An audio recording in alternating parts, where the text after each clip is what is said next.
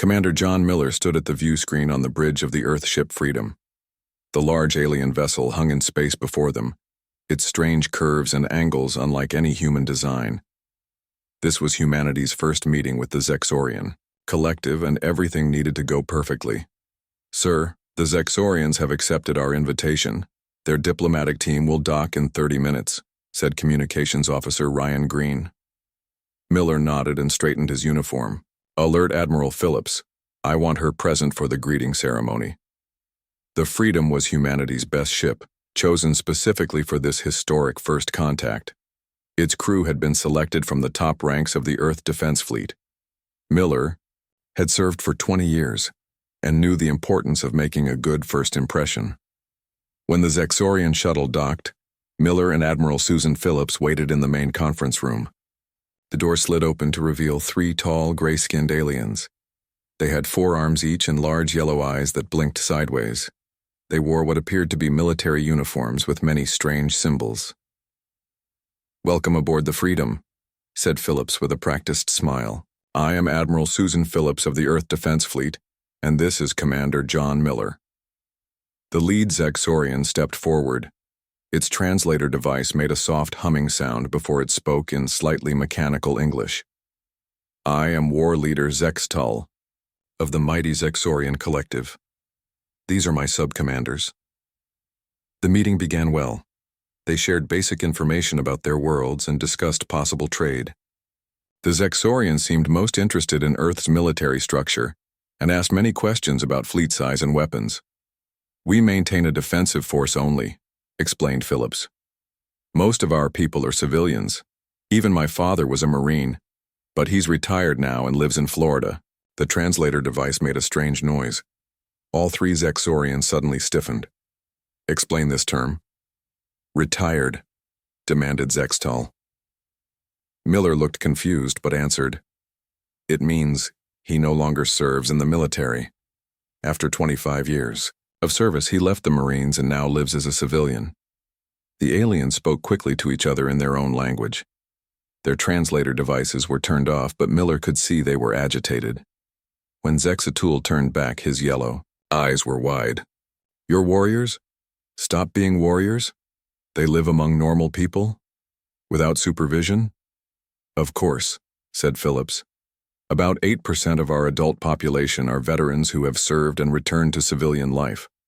The translator struggled, again finally producing, "Dormant warriors, you have millions of dormant warriors living freely among your people?" Miller tried to explain. "They're not dormant warriors. They're just regular citizens now who once served in the military." "They retain their combat training?" asked Zextull. "Well, yes," said Miller. "You don't forget what you learn, but—" "And their loyalty to your military command? Many veterans feel a connection to their service, but they're not under military orders anymore," explained Phillips.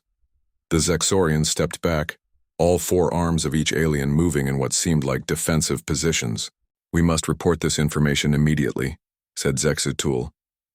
"We did not understand the true nature of human society." Before Miller could respond, the aliens were already leaving, moving quickly back toward their shuttle. "What just happened?" asked Phillips as the door closed behind them. "I don't know," said Miller, "but I think we need to talk to intelligence right away. Something about retired veterans scared them badly." Hours later, Miller stood in the ship's intelligence center as Officer Olivia Burke showed him intercepted Zexorian communications. "Sir, they're scrambling their entire fleet," said Burke. "They believe we've been hiding our true military capacity." "Because of retired veterans?" asked Miller in disbelief. Burke nodded. "In their culture, a warrior serves until death. The concept of millions of trained soldiers living civilian lives is terrifying to them. They think we've secretly positioned warriors throughout our society, ready to fight at a moment's notice." Miller looked at the data showing Zexorian ships moving into attack formations. "Get me Admiral Phillips," he ordered. "We need to clear up this misunderstanding before they do something we'll all regret." But as alarms began to sound, he feared it was already too late. Intelligence Officer Kate Rodriguez hadn't slept in 24 hours. She sat in the dimly lit analysis room of Earth Defense Headquarters, surrounded by screens showing Zexorian communications. Her job was to understand the enemy, and what she discovered left her stunned. "General Harris, I think I know why they attacked," she said when the gray-haired man entered the room. General William Harris looked at the dark circles under Kate's eyes. "Tell me." Kate pointed to her translation of Zexorian military documents. "They have no concept of retirement. In their society, warriors serve until they die or are too injured to continue. Then they're kept in military compounds under guard." "So, what?" asked Harris. "So when Admiral Phillips mentioned her retired father living in Florida, they completely misunderstood." Kate pulled up a Zexorian tactical briefing. "Look at this. They think our veterans are what they call dormant warriors, elite soldiers strategically placed throughout civilian areas, ready to be activated." Harris stared at the screen. "That's ridiculous." "Not to them," said Kate. "In their culture, once you're trained for war, you're always a weapon. The idea that we would train someone to fight and then let them live freely terrifies them." She showed him a map of Earth with red dots marking areas with high veteran populations. These are their primary targets. They're hitting retirement, communities, VFW halls, even VA hospitals. They're targeting our veterans? Harris looked shocked. "They think they're neutralizing our secret weapon," explained Kate. "According to their intelligence estimates, they believe about 8% of our adult population are these dormant warriors. That's millions of trained fighters living among civilians. In their minds, we're the most militarized society they've ever encountered." Outside the command center, the reality of this misunderstanding was playing out across America. In the small town of Pine Creek, Arizona, Frank Carter was just finishing his morning coffee when he heard the air raid sirens. Frank was 68 years old and had served in the Army for 20 years. Now he spent his days fishing and playing cards with other retirees. He hadn't held a weapon in years. He stepped onto his porch just as 3 alien ships appeared overhead. People ran through the streets as strange energy beams started hitting buildings around the Veterans Community Center. "They're attacking the VFW hall?" Frank couldn't believe it. He watched as his neighbors, many of them former military, ran not away from the attack but toward it, helping others evacuate. Without planning or orders, Frank found himself doing the same. He grabbed his first aid kit and hurried to help an elderly woman who had fallen. Years of training kicked in automatically as he carried her to safety. Across town, Ed Jackson, another Army veteran, was organizing people in the community center basement. "Stay calm," he told the frightened civilians. "Help is coming." No one had ordered Ed to take charge. No secret activation signal had been sent as the Zexorians feared. He simply did what needed to be done, using skills he had learned decades ago. Back at headquarters, Kate Rodriguez continued analyzing Zexorian communications. They expected our dormant warriors to be organized, to respond as a unified military force, she told General Harris. But what they're encountering is something they don't understand. Individual humans making individual choices to protect their communities. Harris looked at reports coming in from across the country. Veterans were organizing evacuations, providing first aid, and in some cases, fighting back with hunting rifles and whatever else they could find. "We need to get this information to our forces," said Harris. "If we understand their misunderstanding, maybe we can use it against them." Kate nodded. "The Zexorians believe we've been hiding our true military capacity. Let's show them just how right they are, but not in the way they think." As alarms continued to sound, Kate began drafting a new strategy based on the aliens' fundamental misunderstanding of what it meant to be a retired human soldier. The morning sun rose over Palm Lake's retirement community in Florida as dozens of Zexorian ships darkened the sky. Inside the community center, Diane Wright watched through the window as the alien crafts positioned themselves above what their intelligence clearly identified as a high-concentration dormant warrior facility. Diane had served 22 years in the Navy before retiring. Now at age 65, she spent her days playing tennis and volunteering at the local school. She had never expected to use her military training again. "Everyone stay calm," she called to the frightened residents gathered in the community hall. Those with medical training set up in the back room. "Anyone with emergency management experience, I need you up front." No one had put Diane in charge. There was no chain of command here, no activation codes as the Zexorians feared. There was only the natural response of people who had once served and still remembered how to act in a crisis. The first alien dropships landed in the parking lot. Zexorian soldiers emerged, their forearms each holding different weapons. They moved with military precision, clearly expecting to encounter elite human warriors. Instead, they found George Martinez, 70, standing on the community center steps with nothing but a baseball bat. "You folks better turn around and leave," said George, his voice steady despite his fear. The former Army sergeant had no illusions about his chances against alien weapons, but he stood his ground anyway. Behind him, Diane was organizing an evacuation through the back doors. She had served on enough ships to know about tactical retreats. "Move quickly, stay together," she told the residents as she guided them toward the nearby woods. The Zexorian commander approached George, its yellow eyes blinking in confusion. According to their intelligence, this location housed at least 50 dormant warriors. Yet the only opposition was this single elderly human with a primitive weapon. "Surrender your activation codes," the alien demanded through its translator. "Reveal the location of your weapons cache." George looked genuinely confused. "What are you talking about? There's nothing here but old folks trying to enjoy their retirement." The alien commander didn't understand. Their intelligence was clear. This was a strategic installation for Earth's dormant warrior program. While George distracted them, more veterans inside were taking action. Bill Cooper, a retired Air Force pilot, was on his ham radio, contacting nearby military bases. Linda Parker, who had been a combat medic, was gathering medical supplies. None of them were following orders from above. They simply knew what needed to be done. When the aliens finally pushed past George and entered the community center, they found it mostly empty.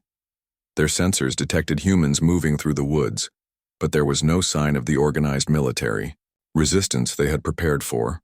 The Zexorian commander reported back to its fleet. "The dormant warriors have evacuated in a disorganized manner.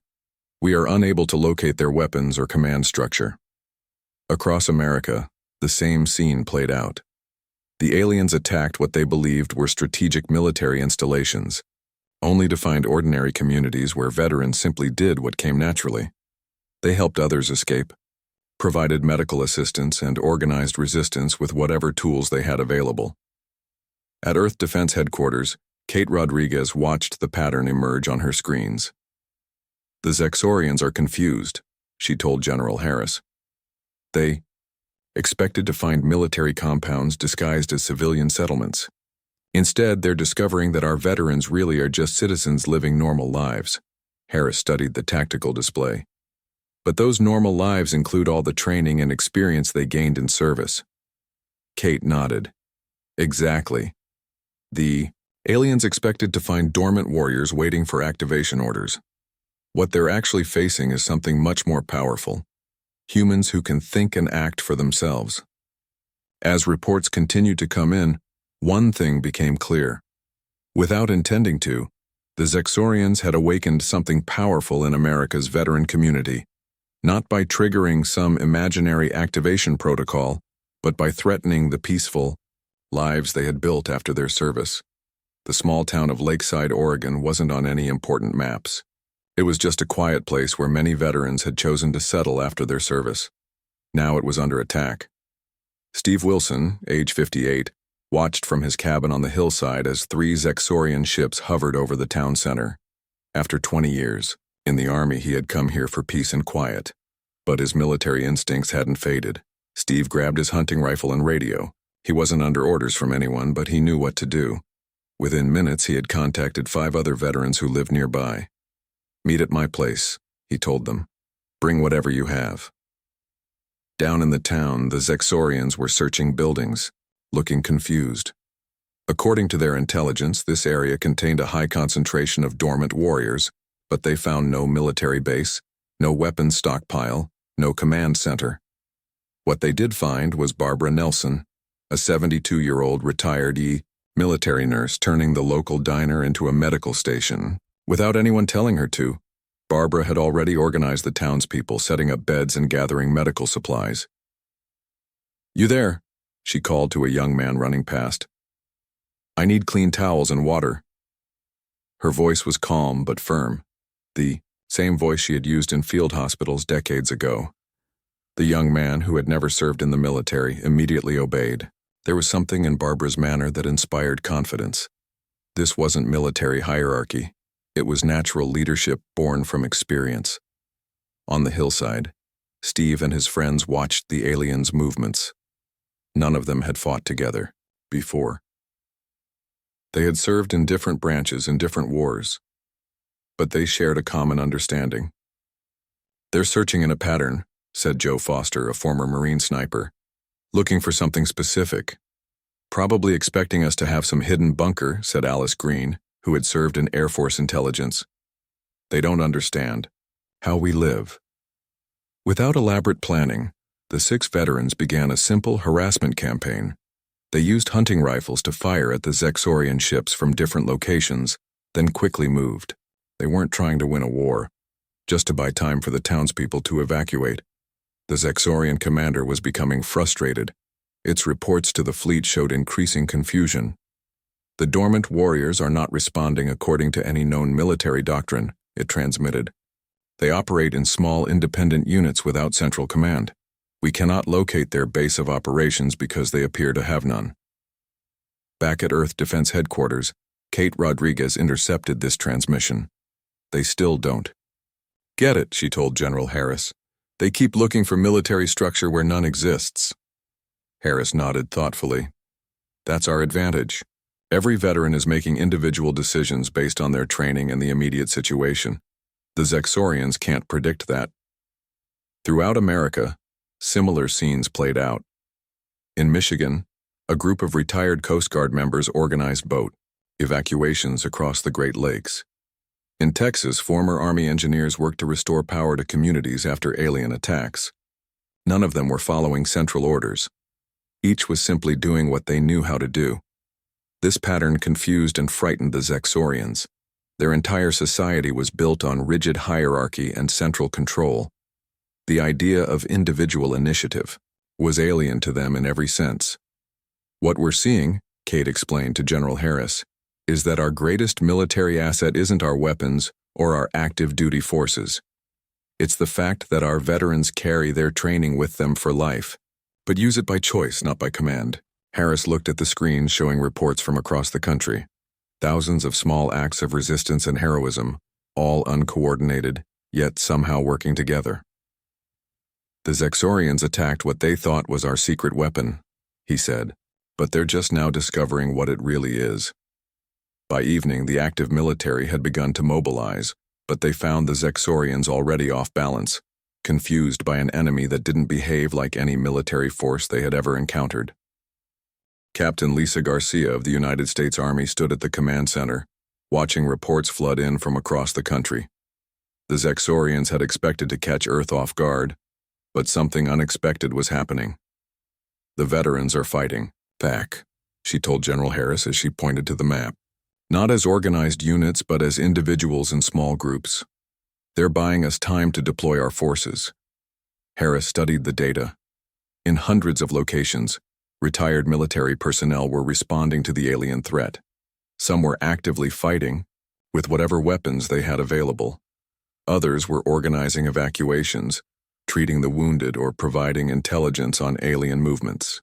"They're not following any battle plan," said Harris with a hint of pride. "They're just doing what needs to be done." For the Zexorians, this was deeply confusing. Their entire military doctrine was based on centralized command and strict obedience. The idea of thousands of trained fighters each making independent decisions was something they had never encountered. Near Chicago, retired Colonel Dan Lewis had organized 30 local veterans into a makeshift defense force.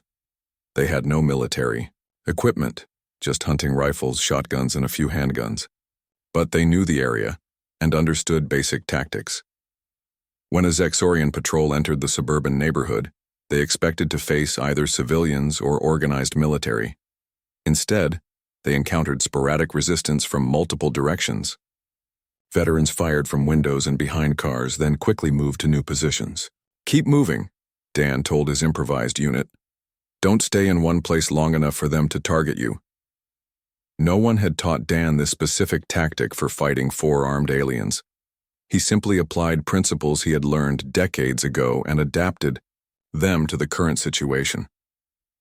The Zexorian commander in that sector sent an urgent message to its fleet.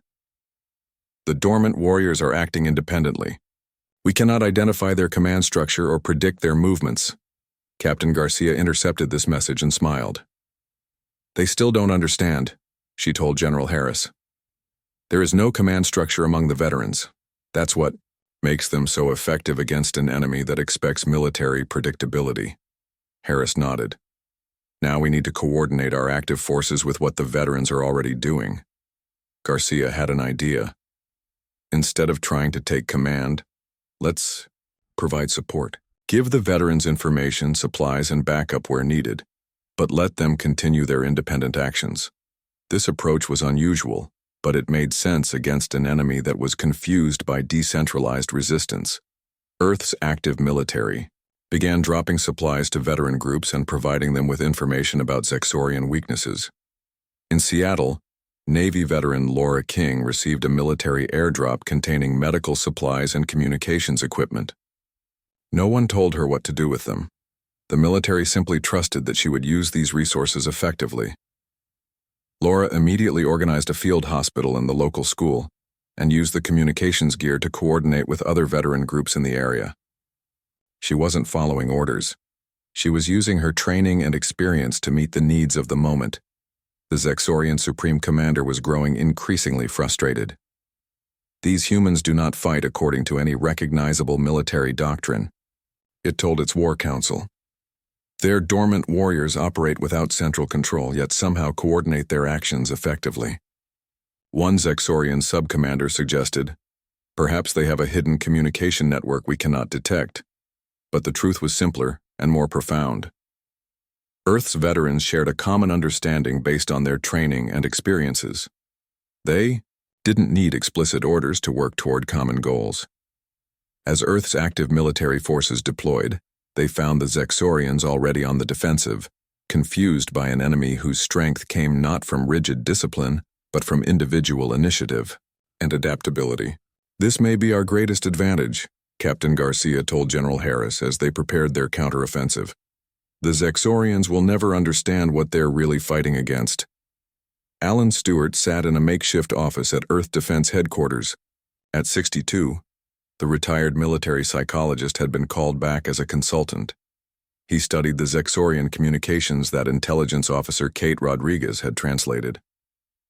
These aliens think completely differently than we do, Alan explained to the assembled officers. In their society, a warrior is only a warrior. There are no other identities, no other roles. General Harris frowned. But that's not how humans work. Exactly, said Alan. And that's why they're so confused by our veterans. The Zexorians can't understand how someone can be a soldier, then a teacher, then a grandparent, then a community volunteer, all in one lifetime. Kate nodded. They keep searching for some central control system that doesn't exist. Alan tapped his fingers on the desk. We can use this confusion against them. Within hours, Earth forces began a new kind of psychological warfare. They broadcast messages aimed directly at the Zexorian fleet, deliberately playing into their misunderstanding. This is Earth command to all dormant warriors, went one message. Activation protocol continues across all sectors.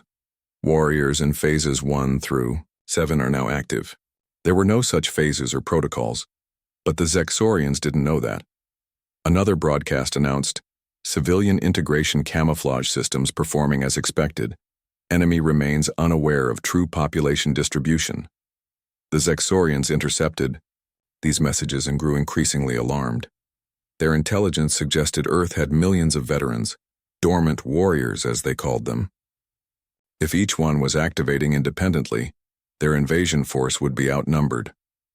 Meanwhile, the reality on the ground was both simpler and more complex.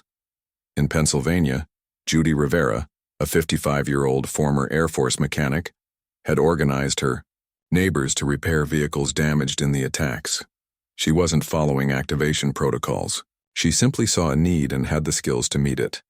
In Colorado, Retired Army Sergeant Alex Patel was teaching civilians how to create effective barricades against alien patrols.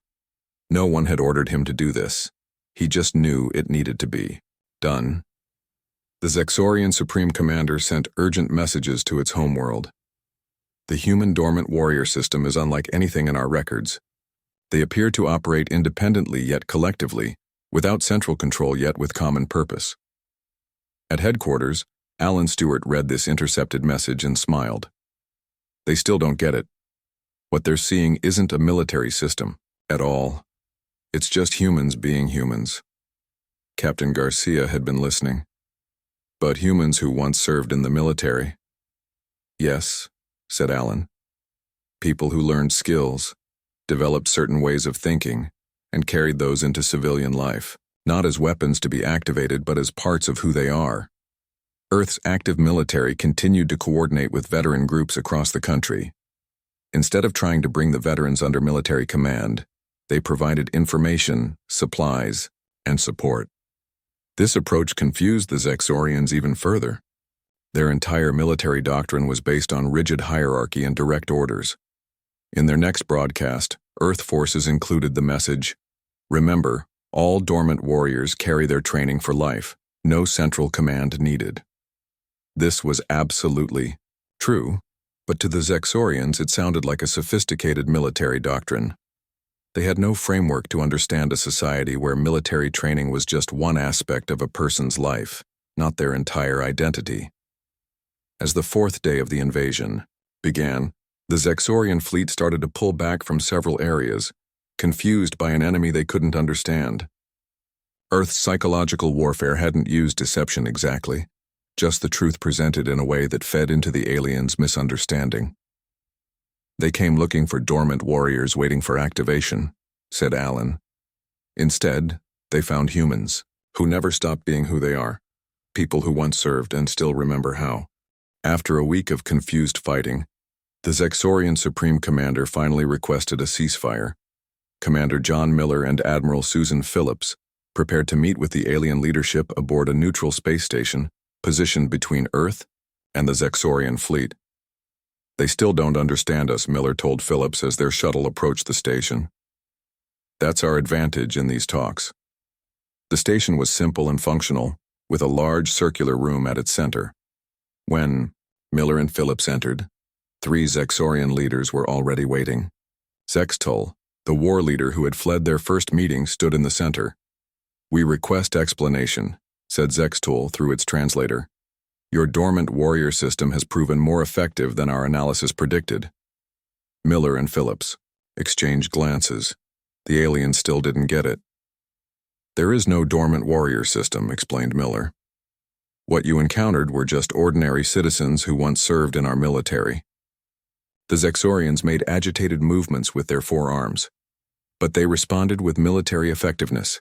They organized resistance, provided medical support, gathered intelligence. "Yes," said Phillips, "because that's what they were trained to do. But no one ordered them to do it. Each veteran made their own choices based on the situation they faced. The aliens conferred among themselves, their translator devices turned off. Finally, Zextul turned back to the humans. "How do you control your dormant warriors once they are released into your general population? Our studies indicate they should be causing constant conflict." Phillips smiled slightly. "We don't control them. They're free citizens like anyone else." "But their training," Zextul seemed genuinely confused. "In our society, a warrior is conditioned for absolute obedience and aggression. If released without control, they would destroy civilian society." Miller leaned forward. "That's the difference between our species. Humans can be soldiers when needed, and then return to peaceful lives. Military training doesn't override our basic nature or free will." The alien commander's yellow eyes blinked rapidly as it processed this concept. "Your warriors choose when to fight and when not to fight? Without orders?" "Yes," said Phillips. "We don't stop being who we are when we put on a uniform, and we don't stop being who we are when we take it off." For several minutes, the Zexorians discussed among themselves. Their arm movements became increasingly agitated. Finally, Zextul, addressed the humans again. This concept is difficult for us to comprehend. In our evolution, warriors and civilians developed as separate castes with different biological imperatives. A warrior cannot stop being a warrior. Miller nodded. That explains your misunderstanding of our society. What you call dormant warriors, we call citizens who once served. Their military experience is just one part of who they are, not their entire identity. The Zexorian subcommander spoke for the first time. Yet when threatened, they readily accessed their warrior training.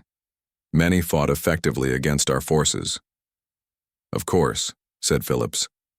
They were protecting their homes, their families, their communities. Not because anyone ordered them to, but because they chose to. This concept seemed to disturb and fascinate the Zexorians equally.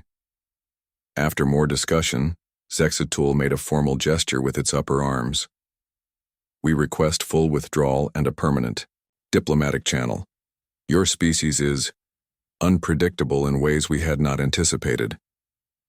As they left the meeting, Miller turned to Phillips. They're still afraid of us, but not for the reasons they originally thought. Phillips nodded. They're afraid because they finally understand that humans can't be defined by simple categories. A person can be both a warrior and a civilian, both disciplined and independent. Exactly, said Miller. And that frightens them more than any weapon we could have deployed. Back on Earth, the cleanup and rebuilding had already begun. Veterans worked alongside civilians and active military personnel. No one needed to tell them what to do. They simply saw what needed to be done and did it, bringing all their skills and experiences to bear, not as soldiers following orders, but as citizens making choices. 6 months after the failed Zexorian invasion, a cultural exchange program began. Young Zexorian officers arrived on Earth to observe human society, particularly the phenomenon they still struggled to understand: retired veterans living as civilians. Paul Davis, a 65-year-old retired Marine sergeant, volunteered to host 3 Zexorian visitors at his suburban home in Virginia. As he prepared hamburgers on his backyard grill, the aliens watched with their large yellow eyes blinking in fascination. You fought against our forces during the conflict? Asked Kexrel, the youngest of the 3 visitors. Paul flipped a burger. Yes, I helped organize our neighborhood when your ships came. We set up evacuation routes and medical stations, but now you cook food in your dwelling area, said Kexrel, all 4 arms gesturing in confusion. You do not train for combat or maintain military readiness. Paul laughed. I haven't been on active duty for 20 years. I'm a grandfather and a high school history teacher now. The aliens had learned enough English to communicate without translators, but some concepts remained difficult for them to grasp. They followed Paul around for days, watching as he taught classes, played with his grandchildren, and worked in his garden. Similar scenes played out across America as Zexorian observers studied veterans in their civilian lives. They watched former elite soldiers coach little league teams, run businesses, volunteer at homeless shelters, and enjoy peaceful retirements. At Earth Defense Headquarters, Commander Miller met with the Zexorian cultural exchange leader, Vex Mur. Your people continue to confound our understanding, admitted Vex Mur. Our observers report that human veterans successfully integrate warrior training with civilian pursuits. This is unknown in our evolutionary history. Miller nodded. Humans have always been adaptable. We can be fierce when we need to fight, but we prefer peace. Yet you do not lose your warrior skills, said Vexamur. During the conflict, your veterans organized effective resistance without central command. That's right, said Miller. The training becomes part of who we are, but it doesn't define us completely. This concept was spreading among the Zexorian ranks. Young officers were beginning to question their society's rigid separation of warrior and civilian castes. Some even asked if a form of retirement might be possible in their culture. Back at Paul Davis's home, the final evening of the Zexorian's visit arrived. Paul hosted a neighborhood barbecue, inviting many local veterans and their families. Children played on the lawn while adults chatted and enjoyed the food. Kexrel approached Paul as he served drinks to his guests. I have observed you for many days now, said the young Zexorian. You were a warrior, yet you live in peace. You maintain your training but do not use it for violence. Paul nodded. That's what it means to be a veteran in our society. Do you not miss the structure and purpose of military service? Asked Kexarel. Paul looked around at his family, his home, and his peaceful neighborhood. Children laughed as they played tag across the lawn. His wife chatted with neighbors. Former soldiers and civilians mingled without distinction. I'm still serving, Paul said with a smile, just in a different way now. As the sun set, the three Zexorians stood slightly apart, talking among themselves in their native language. Their hand gestures showed excitement and deep thought. When they returned to their ship the next day, they carried with them not just observations, but a revolutionary idea that would slowly transform their society. The concept that identity could be fluid, that purpose could change throughout life, and that the skills of war could be turned to the works of peace. 6 months later, the first Zexorian retirement program began as an experimental concept. 20 veteran warriors were released from military service to live in a special civilian community. It was a small step, heavily controlled and closely monitored, but it was a beginning. On Earth, Paul Davis received a message from Kexarel. We are learning to put down our weapons. It is difficult but necessary. Thank you for showing us that a warrior can choose peace without losing strength. And so the misunderstanding that had nearly led to war became the foundation for a profound change in both societies. The Zexorians learned that identity could evolve, while humans gained a deeper appreciation for how the skills and values of military service continued to serve their society long after the uniforms were put away.